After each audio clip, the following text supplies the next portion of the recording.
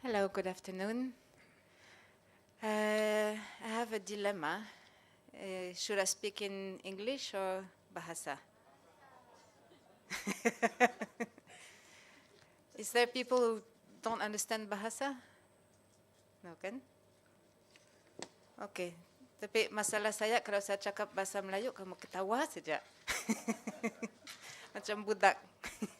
Sama juga itu logat Sabah memang lain daripada logat sini. Mungkin ada yang tidak paham juga. Tapi, boleh kah? Boleh paham. Okey, saya cuba. Kamu sabar sama saya. Okey, jadi hari ini saya mau cerita pasal pengalaman kami di Sabah, di Kinabatangan. Ini projek hampir 20 tahun sudah, dan projek ini memang berasaskan masyarakat. Ini NGO hutan, ialah satu NGO yang kecil sebenarnya. Ada 2 orang dari Perancis yang termasuk saya yang masuk Sabah 20 tahun yang lalu. Tapi dia sendiri tukar. Tapi yang seperti kamu nampak sini, kebanyakan semua kami punya staff memang orang kampung, dari Kampung Sukau, Kampung Abai, Kampung Bilit, di hilir Kinabatangan. Berapa orang sudah sini yang sudah pernah ke Kinabatangan? Okey, yang lain harus pergilah. Jadi projek ini dia kerjasama rapat dengan Jabatan Hidupan Liar Sabah dan beberapa agensi kerajaan yang lain dan beberapa juga partner-partner lah. Tapi yang semua yang jalankan itu kerja, yang merancang itu kerja, ialah ini masyarakat kampung Kinabatangan. Jadi ini memang satu cabaran dari awal lah, sebab kebanyakan orang di situ. Not working. Okay. Masa kami mulai kerja, memang tujuan saya pertama masuk di Kinabatangan, saya mau buat kajian orangutan. Saya belajar di universiti untuk buat kajian monyet, dan saya sangat minat dengan orangutan. Jadi saya punya bayangan, saya mau masuk hutan, tengok orangutan, ambil data hari-hari begitu kan. Jadi di Kinabatangan banyak orangutan. Di situ dipilihlah kampung itu dan ambil jiran-jiran lah seperti sebagai guide. Ya, dia orang pun sudah nampak orangutan tapi tidak seberapa pakar itu binatang, tidak seberapa paham apa kelakuan dia ke apa. Jadi kami sama-sama belajar lah. Tapi tidak lama kami semua paham itu hutan memang, itu orangutan memang sangat terancam lah di situ. Kalau tidak buat apa-apa untuk selamatkan dia punya hutan, itu orangutan akan pupus sebelum kita dapat selesai kajian. Jadi di situ itu projek yang sebenar mulai, dan sekarang tujuan dia utama dia lebih dari segi konservasi hutan dan populasi hidupan liar, tetapi oleh kerana ini semua yang staff yang projek ini daripada masyarakat setempat, memang tujuan dia utama supaya orang manusia sama hidupan liar boleh hidup sama dalam satu kawasan. Inilah yang cabaran yang paling besar di situ sebab banyak konflik. Jadi kami punya projek, saya akan terangkan nanti, ada beberapa unit sekarang. Dia start kecil, tapi sekarang ada 50 orang di Kinabatangan yang kerja di situ. Dan kami punya objektif lah, kami punya cara kita tidak fokus penyelidikan, konservasi, ataupun kita coba buat semua lah yang harus dibuat supaya tujuan utama yang manusia sama hidupan liar boleh hidup sama. Jadi banyak aktiviti lah. Tapi yang seperti saya cakap tadi, yang kami punya jiran-jiran di kampung yang dia memang dia harap boleh dapat kerja kan. Jadi dia apa-apa yang kami suruh buat, dia bersedialah untuk buat. Tapi sebenarnya kerja itu memang biasanya orang pakar sangat yang bikin kan, yang buat penyelidikan, mau pergi universiti berapa tahun, mau pergi yang degree PhD baru boleh jalan penyelidikan kan. Jadi dia orang kami nampak dari awal sangat minat untuk belajar sebab dia mau cari kerja kan, cari makan. Tapi ada juga dia punya kekuatan, dia biasa dengan hutan, dia biasa dengan cara cari jalan dalam hutan, dia boleh kenal pokok, semua itu. Dia, yang pokok-pokok, semua dia tahu dia punya nama dalam bahasa lokal lah. Jadi tinggal belajar yang apa nama saintifik dia. Dan di situlah kami sangat hairan. Sampai sekarang saya masih hairan sebab ini orang yang budak-budak kampung lah. Dia boleh belajar daripada kami panggil pakar-pakar contoh kan yang tumbuh-tumbuhan. Dia belajar itu nama saintifik, dia punya jenis, dia punya spesies. So mau masuk. Sekarang saya tidak, saya perlu rujuk yang pakar-pakar yang menjadi pakar di situ lah. Dia orang sekarang ada yang belajar botanik, ada yang belajar yang teknikal, yang buat peta di komputer, ada yang belajar yang bikin film, ada yang belajar apa-apa bidang yang mereka minat. Dia orang sangat dapat belajar kalau ada yang orang yang sesuai ya, yang datang mengajar sama dia. Jadi sepanjang projek saya hingga sekarang sentiasa itu apa latihan itu sangat penting. Sehingga sekarang yang kami punya staff ada yang pakar contoh yang buat peta yang di komputer GIS kan, dia yang mengajar kepada budak university yang datang tempat kami dan ikut kursus, dia jadi cikgu kepada dia. Jadi memang pencapaian dari situ memang sangat besar bagi saya. Dan saya terus terang sama kamu, masa kami start di situ, beberapa orang bandar di Sabah bilang, kalau orang kampung jangan kau harap lah. Tiada, dia orang tidak boleh, dia orang, akan rugi tipu sama kau itu, sejak dia akan malas ke apakah. Tapi sebenarnya yang kami punya pengalaman selama hampir 20 tahun ini, yang orang daripada masyarakat setempat di Kinabatangan yang kerja sama kami, itulah yang paling rajin daripada saya sekarang. Kadang-kadang memang tidak pandai penat lah usaha untuk tujuan dia. Jadi latihan ini ada diberi di yang apa yang kami sendiri tahu, sudah kasih tahu, kalau sudah habis kami kasih tahu, panggil pakar dari luar, antar dia orang pergi US, pergi India, pergi belajar yang bidang-bidang yang penting untuk jalan kerja itu. Jadi, untuk yang belum lagi sampai ke Kinabatangan, ini memang di bagian timur lah, di Sabah. Tiada itu pointer kan?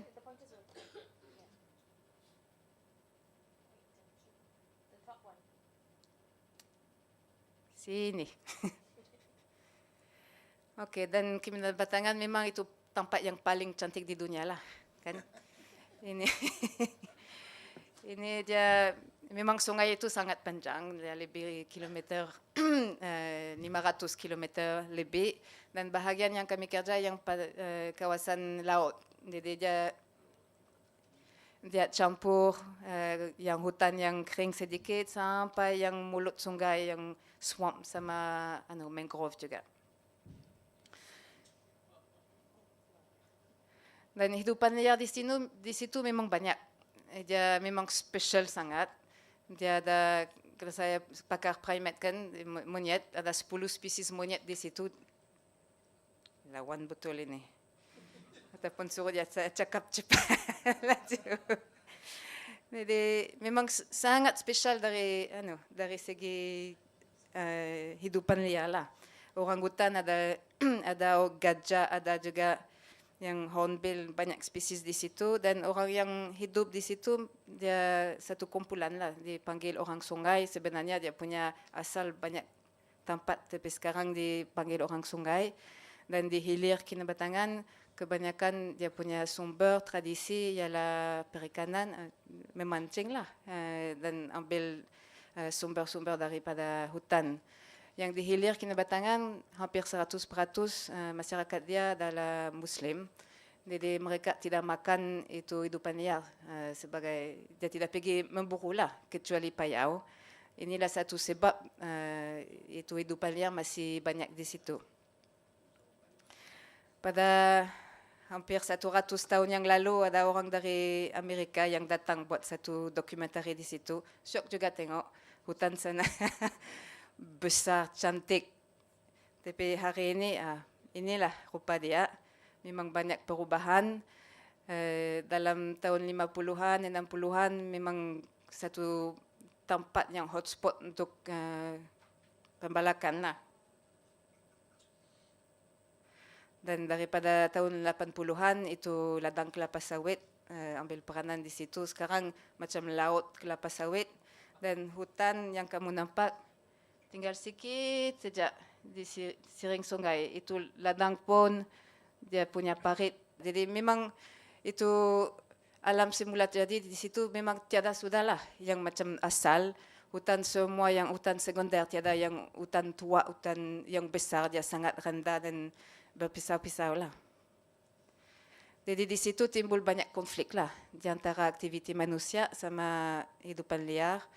Ini gambar daripada Kopel kan, yang boleh nampak. Tapi yang gambar ini memang itu hidupan liar kan, dia biasa dulu berjalan bebas lah dalam hutan, pergi satu tempat ke satu tempat. Sekarang dia punya perjalanan diputus-putus lah. Sini ada kampung, sini ada ladang, sini ada hutan lagi. Jadi kalau dia mau jalan, terjumpa dia sentiasa dengan aktiviti manusia. Kalau orangutan ataupun gajah, dia suka makan yang kelapa sawit ataupun tanam-tanaman. This one first.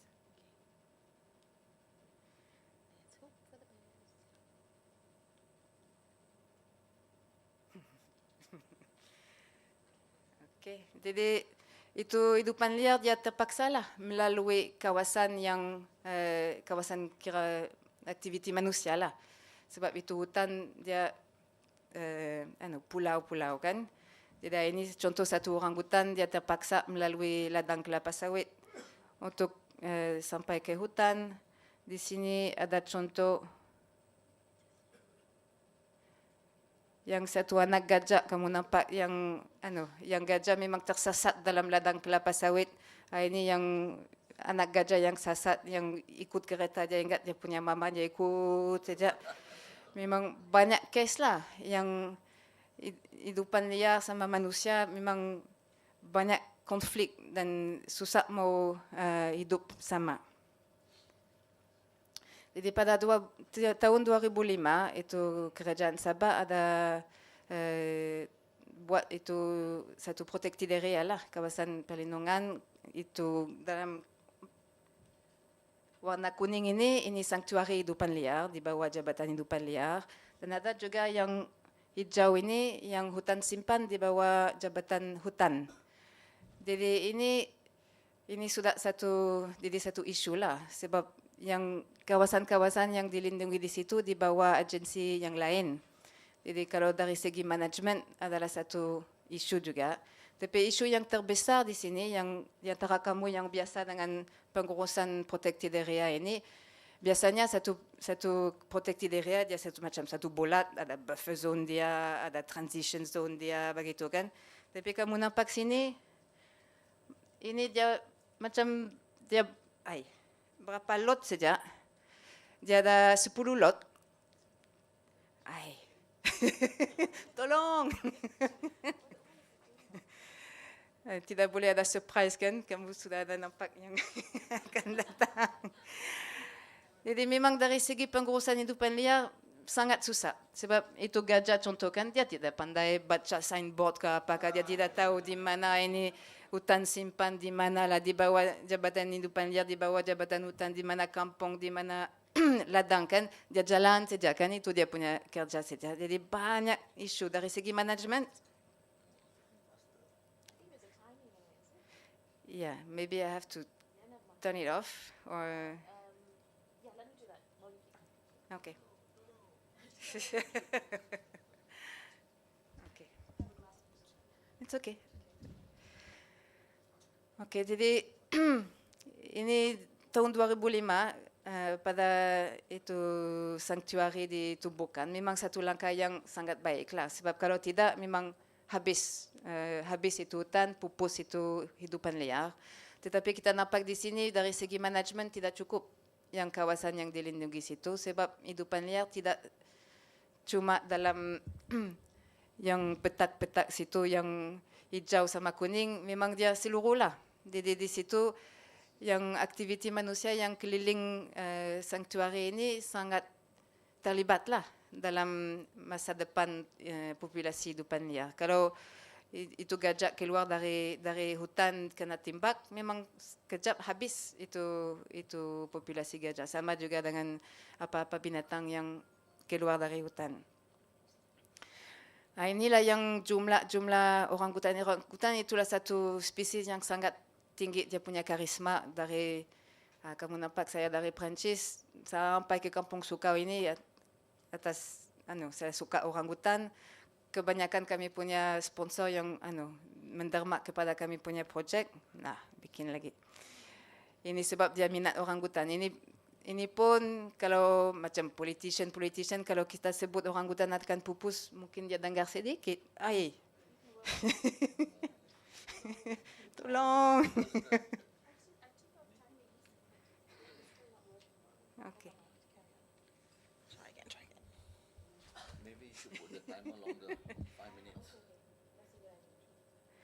Okay, so itu kamu nampakkan yang jumlah orangutan dari 100 tahun lebih, dia populasi memang turun lah. Yang kami sendiri ada bikin kajian yang pemantauan, kita nampak memang turun dan kalau tidak lama saya memang akan pupus lah di Kene Batangan sebab tidak sesuai dia punya kawasan perlindungan di situ.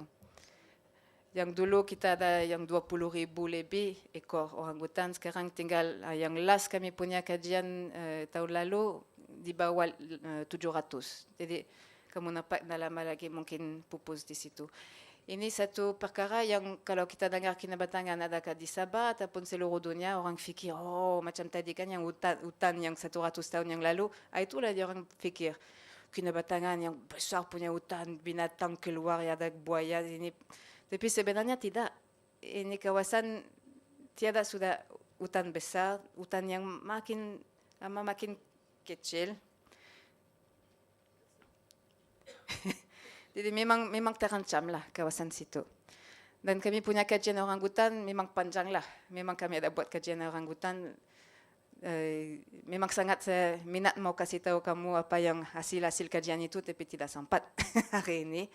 Tapi yang kita nampak di situ secara ringkas, itu orangutan boleh hidup dalam kawasan situ. Dia boleh cari makan, dia boleh mengadaptasi, dia punya yang sumber-sumber makanan untuk hidup dalam kawasan situ. Yang masalah utama dia sejak dia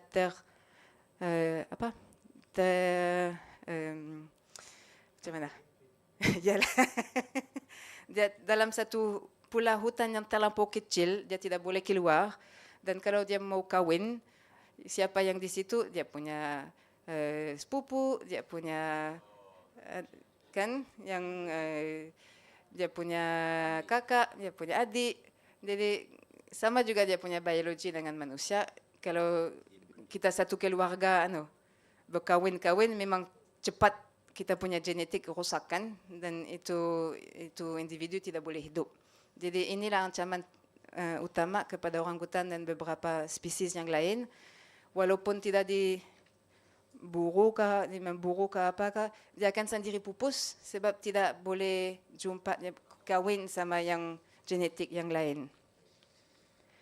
Jadi yang saya mau sebut di sini itu kajian kan, dia memang dalam banyak yang scientific paper yang keluar yang macam kelas antarabangsa kami sentiasa dijemput di konferensi antarabangsa sebagai pakar pasal orangutan. Sekarang kita punya projek di antara yang paling pakar lah di dunia pasal orangutan. Tapi yang buat penyelidikan ini bukan saya, bukan yang orang Perancis yang satu, ini orang kampung. Dan mereka menjadi pakar untuk ambil data, tapi bukan ambil data saja, analisis dia yang komputer, yang dan dia paham betul-betul dan dia boleh bercerita, berlawan juga dengan pakar yang lain daripada universiti. Mereka pergi konferensi sendiri, buat taklimat di situ tanpa dalam bahasa Inggris dia orang belajar. Jadi dia orang memang sangat pakar lah. Ada kadang-kadang ditanya di mana kamu dapat PhD. Sebenarnya dia orang baru SPM saja. Jadi inilah kami semua sangat bangga lah yang pencapaian utama yang kami dapat buat di situ pasal kualiti kerja kajian dia orang ini. Tapi memang dia orang sangat minat lah, sangat motivasi. Dan kami juga buat kajian orangutan dalam kelapa sawit lah, macam mana dia punya jalan, dan kami juga kerja yang Kinabatangan kita sebut orang Songgan, tetapi kebanyakan manusia di Kinabatangan ialah pekerja kelapa sawit.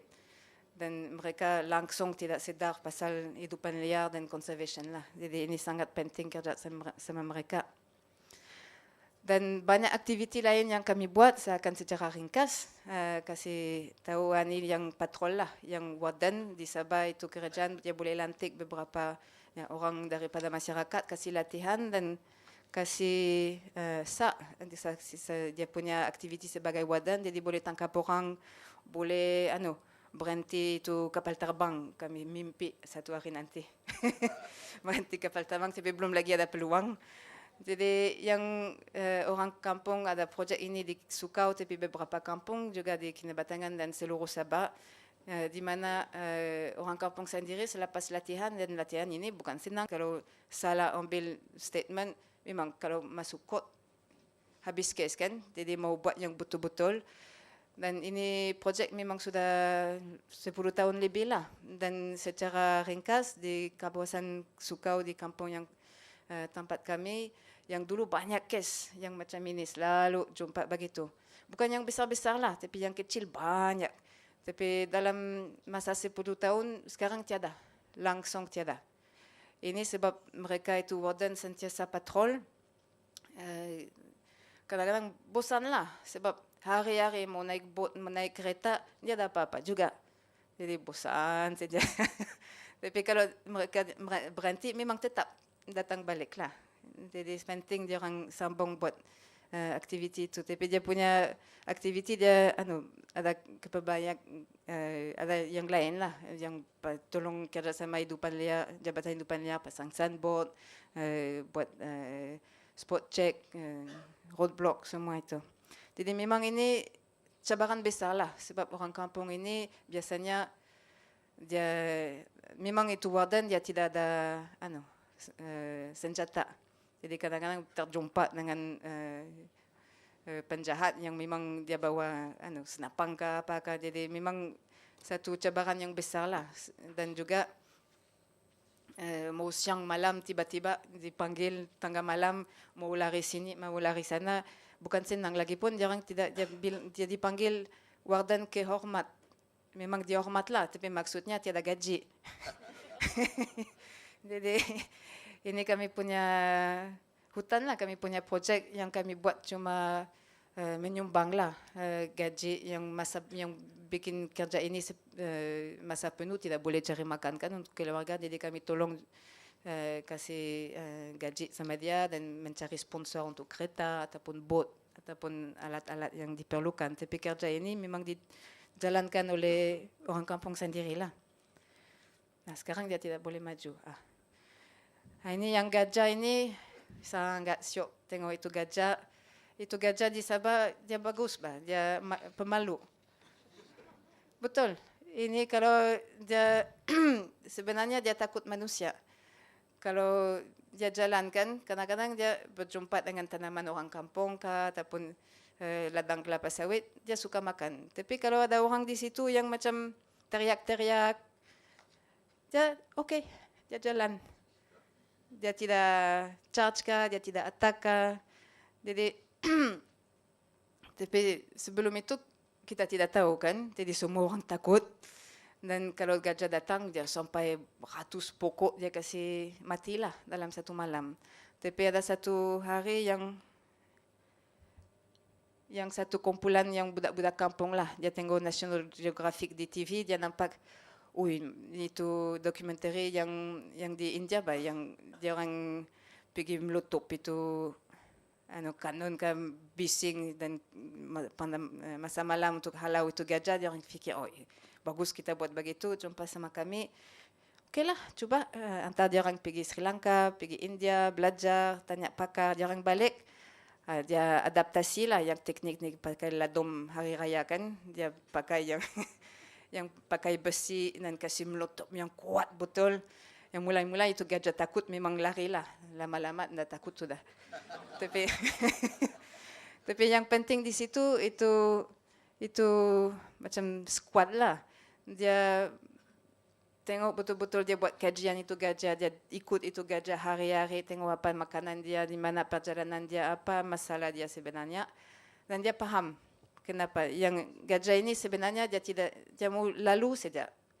Dia tidak mau kasih susah orang, dia tidak mau lama di situ, dia cuma mau jalan. Tapi masalah banyak pagar keran di sini, yang ladang ada pasang. Jadi dia sasat dalam itu, sentiasa berubah itu pagar. Jadi dia macam kadang-kadang terpaksa dalam kampung ataupun terpaksa dalam kawasan yang ada aktiviti manusia dan dia tidak boleh pergi tempat lain, dia lapar, dia makanlah. Jadi mereka faham yang lebih penting selamatkan satu laluan gajah. Tapi ini bukan senang sebab yang pemilik tanah ini biasanya company yang besar, jadi mau runding lama barulah dia orang kasih laluan. Tapi itulah yang tujuan yang jangka masa panjang. Tapi semasa itu mereka sudah ada teknik lah untuk menghalau gajah yang sangat efisien. Itu gajah seperti saya cakap, dia baguslah, dia tidak jahat. Kadang-kadang macam kamu nampak dalam gambar, kamu slap dia okey, dia jalan tidak. Kalau kamu bikin macam ini dengan gajah Afrika, memang matilah kamu. Jadi ini projek memang berjayalah. Dalam berapa tahun itu kerusakan oleh gajah sudah hampir kosong dan masyarakat kampung tidak lagi benci itu gajah. Ada yang macam minat baliklah gajah yang di situ. Yang staf hutan juga buat yang monitoringnya, dia pergi pemantauan itu hidupan liar di Kinabatangan. Beberapa spesies kita nampak dari masa 20 tahun ini ada yang naik, yang paling naik itu monyet yang panjang ekor ini, yang makak. Sebab itu makak dia pandai makan itu yang sisa-sisa makanan manusia, dia tidak takut, dia boleh hidup dalam kawasan yang ada manusia. Jadi yang spesies-spesies begitu ataupun beberapa spesies tikus yang pandai hidup sama ayai. Semua kamu nampak. Aduh. Tapi ada beberapa spesies yang memang sensitif dengan gangguan. Dia memang dalam masa 20 tahun dia sudah hampir pupus. Ada beberapa spesies yang dulu nampak banyak yang memerangka, apakah yang sentiasa jumpa, sekarang tidak pernah jumpa. Tapi yang kami buat yang pemantauan yang sangat dalam, yang sangat pakar. Dan itulah banyak skill lah yang mau untuk buat kajian ini. Dan ini panjang cerita lah, tapi saya tidak cerita. Yang di antara spesies yang mau pupus ada beberapa spesies hornbill. Ini burung sebenarnya dia hidup lama, kadang-kadang 30 tahun, 40 tahun. Tapi dia perlu itu pokok yang besar yang ada lubang kan untuk membiak di situ. Yang di Kinabatangan jarang ada pokok besar lagi. Jadi tiada tempat untuk dia pergi membiak. Dan oleh kerana dia hidup lama, yang kita nampak sentiasa limpas kebanyakan kita fikir yang individu yang sudah tua lah, yang tidak membiak. Jadi ada 2-3 spesies yang hampir pupus sudah kita nampak, jarang nampak. Jadi yang ada idea daripada Thailand, mereka bikin itu yang sarang hornbill lah, yang untuk artificial. Dan itulah yang satu cabaran besar, mau cari desain yang sesuai bagi hornbill itu. Itu hornbill sangat cerewet itu. Dia tengok yang suhu, yang kelembapan dalam ini, mau yang tengah hari sama dengan yang malam ini. Jadi banyak yang kami cuba pakai tong plastik, tong besi. Aduh, nanti pening kamu ini. Aduh. Okey. Ada masa dia kan? Ya okey. Kalau tiba-tiba, sekarang dah mau sudah. Okey. So sekarang yang jarang suka yang pakai konkrit itu, tapi terlalu berat. Jadi kami cuba yang lain. adalah satu design yang itu Rhino sudah pakai. Itu orangutan pun tidak pandai berenang. Jadi kalau ada parit yang yang tangga hutan ini dia tidak boleh menyeberang. Jadi kami bikin itu jambatan orangutan supaya dia boleh jumpa kawin dan kawan di seberang. Ada projek dengan sarang borong. Ini sarang borong sangat mahal kan. Jadi itu banyak pencuri yang pergi ambil itu sarang sebelum itu borong sudah terbang. Jadi kami ada satu projek juga yang untuk selamatkan itu populasi borong. Kami buat yang banyak aktiviti dengan sekolah. Tahun lalu ada 6,000 budak sekolah yang melalui program ini, adakah di sekolah ataupun di lapangan. Tahun yang sebelum ini 8,000 juga. Jadi ini memang kami ada satu tim lah yang kerja di situ. Kami kerja sama nelayan sebab secara tradisi yang bubuk udang ini dia pakai kulit kayu. Jadi yang warden tadi yang pertama masuk kerja dalam hutan buat patrol, yang tumbang kayu di situ kebanyakan nelayan sebab dia cari kulit kayu.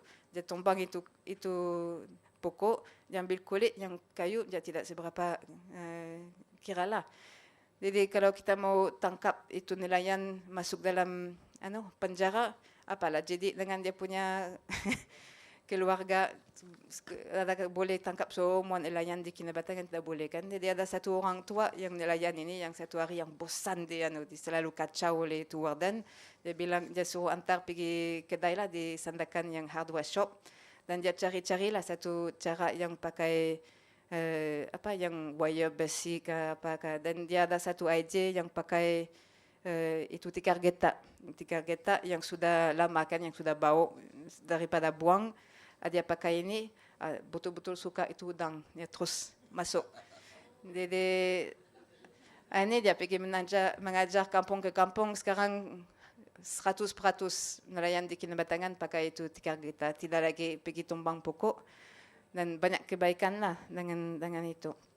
Dan memanglah kami coba sokong juga aktiviti-aktiviti pelancongan, terutamanya homestay lah.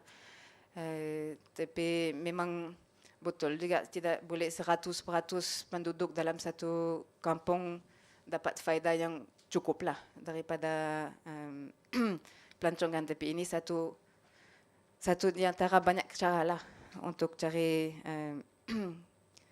income. Kami juga ada projek yang tanaman semula memang banyak rosak itu kawasan. Yang special dengan projek ini, semua dia punya staff semua perempuan. Yang dulu kami coba dengan lelaki memang kuatlah sikit.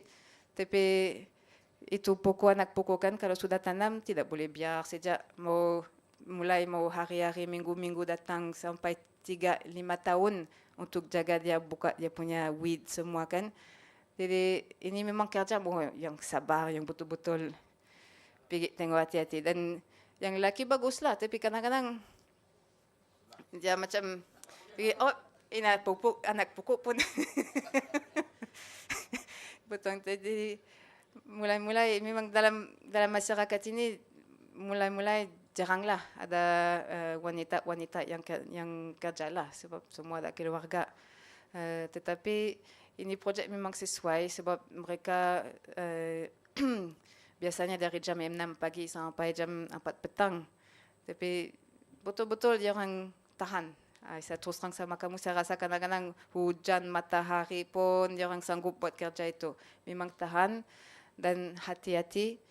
Dan memang jadi satu contoh lah di Kampung Sukau. Dan mereka bukan semua buat kerja fizikal, dia orang juga kerja mental lah. Dia belajar pakai komputer, dia buat analisa, dia monitoring yang mana spesies yang boleh hidup sini, hidup situ.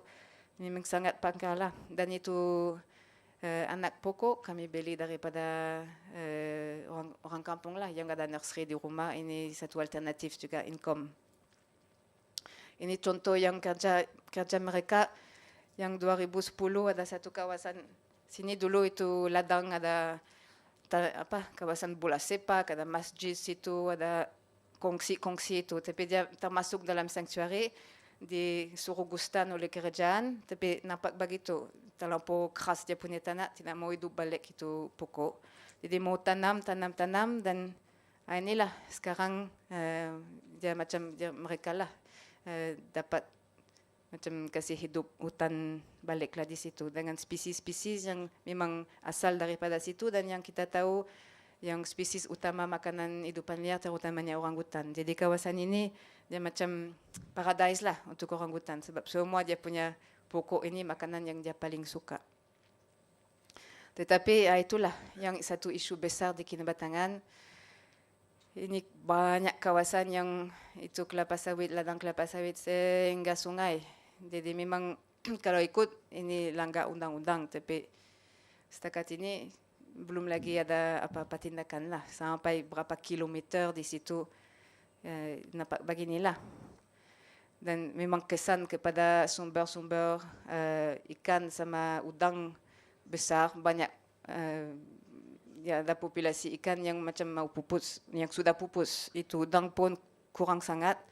Jadi ada satu kumpulan lah dari kami punya projek yang buat kerjasama dengan projek yang lain untuk buat kajian air yang simple lah. Kita tidak ada makmal besar, tapi kita yang ladang selalu bilang, itu orang kampung yang terlampau banyak berak kencing dalam sungai, itulah pencemaran. Sebenarnya betul. Dan secara official lah, belum lagi itu Kinabatangan polluted lah yang ada pencemaran besar. Sebenarnya kalau kita minum satu gelas air, memang besok kita di hospital sudah. Jadi inilah yang diorang cuba buktikan dari mana punca pencemaran. Tapi yang banyak isu lah. Yang sekarang saya cerita, ada masa lagi sikit? Okey. Yang semua yang pencapaian yang baik lah. Saya memang sangat bangga. Ini tim memang sangat rajin dan sangat pakar. Tapi itu saya mau cerita juga sedikit pasal cabaran lah. Dan cabaran di dalam masyarakat sendiri.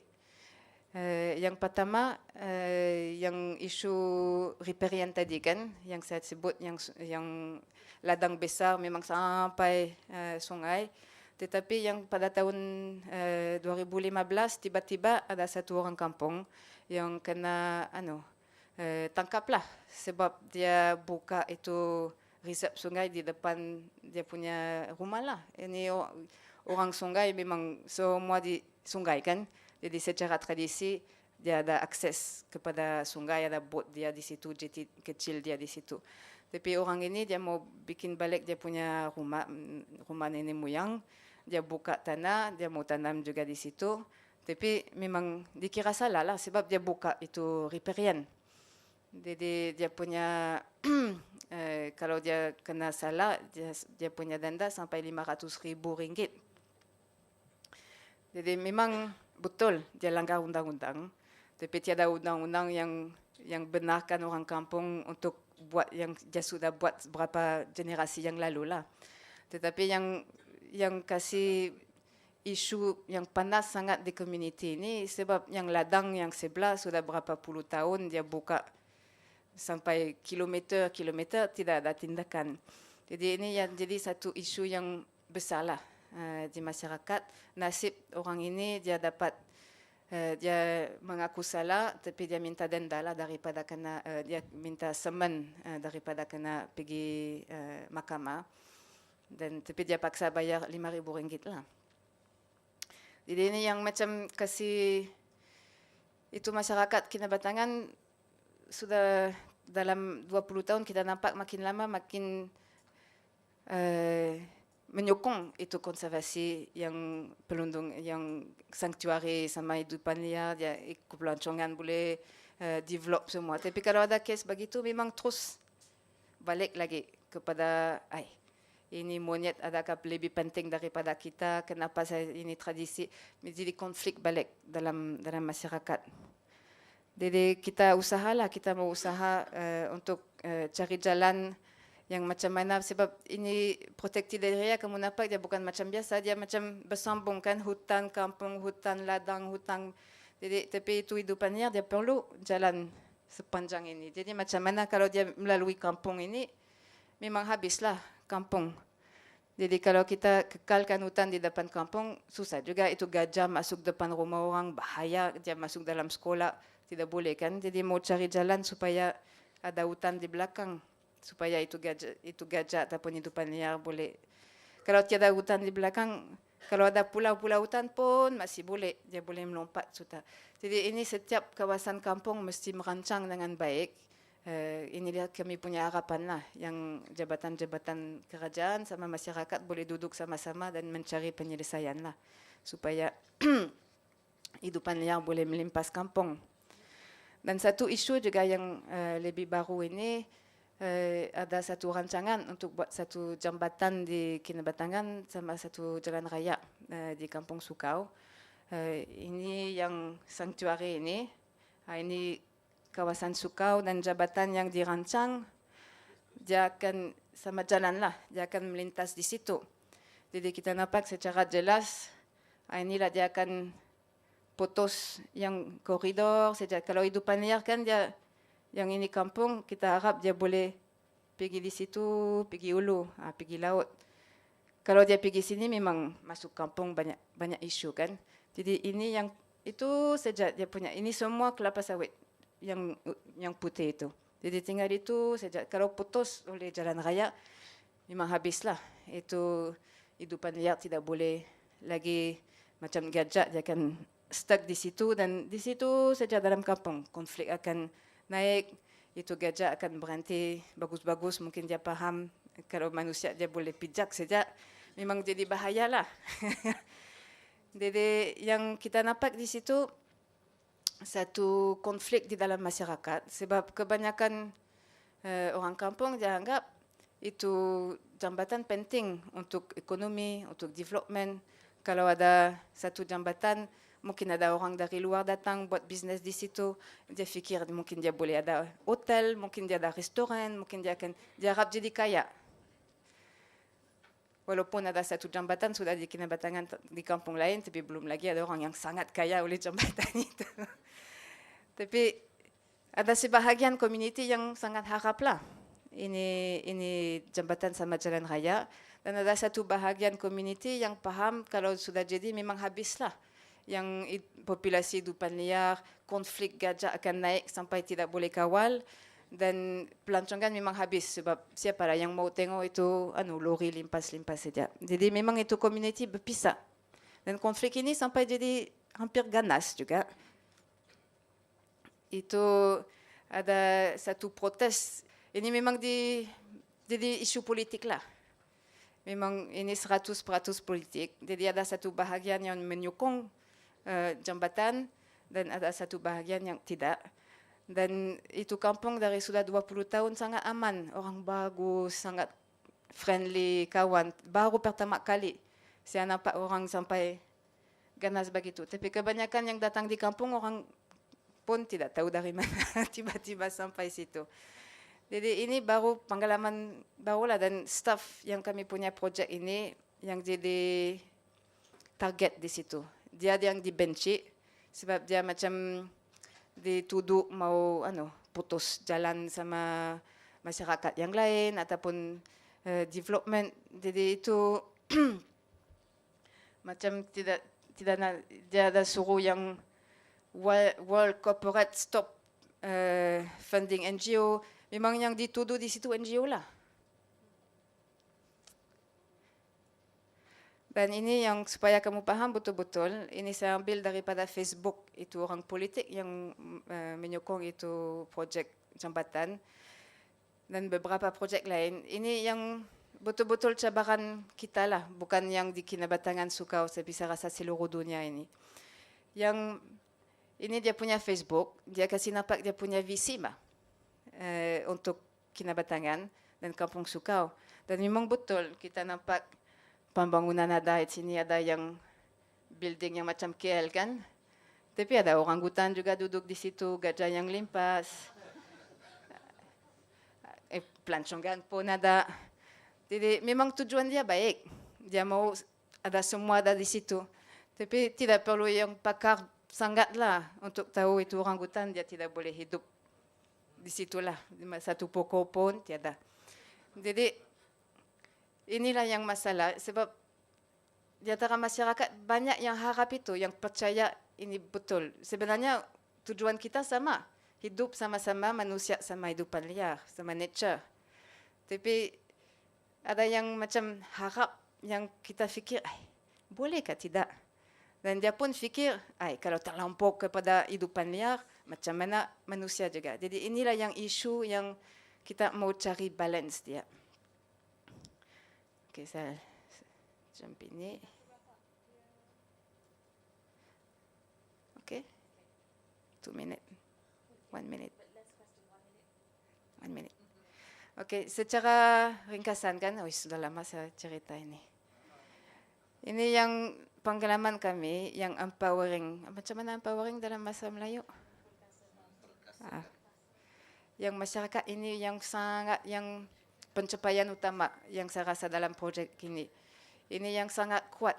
Saya pun hari-hari saya heran ini projek diurus semua. Kami ada steering committee semua yang pakar-pakar dari kampung ini dan yang sendiri mengajar. Sekarang anak yang staff yang paling lama yang sudah mulai kerja dan belajar juga.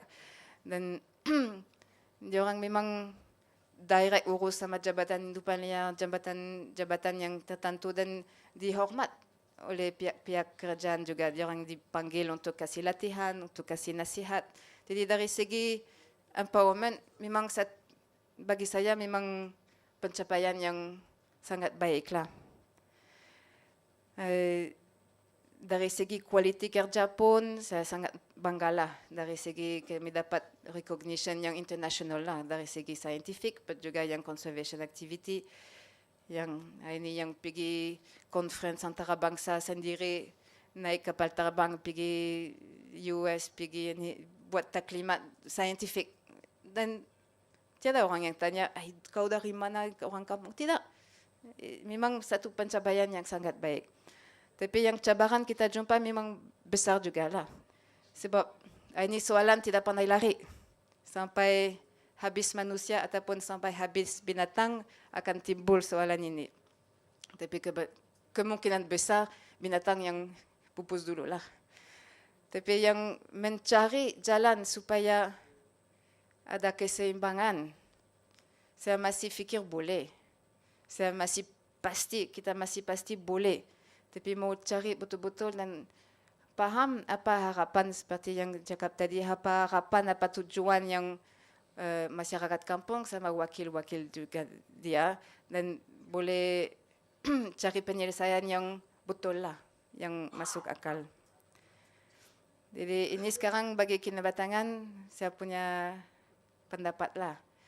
Ini kalau tidak lama lagi, kalau masih macam ada pembangunan yang tidak mapan, memang akan habislah. Ini tidak nampak sudah itu. Ini cepatlah kamu pergi melawat di situ sebelum habis pupus. Tapi kita masih haraplah ada kepahaman daripada beberapa pihak dan usaha samalah untuk kekalkan hidupan orang sungai sama hidupan liar juga. Terima kasih.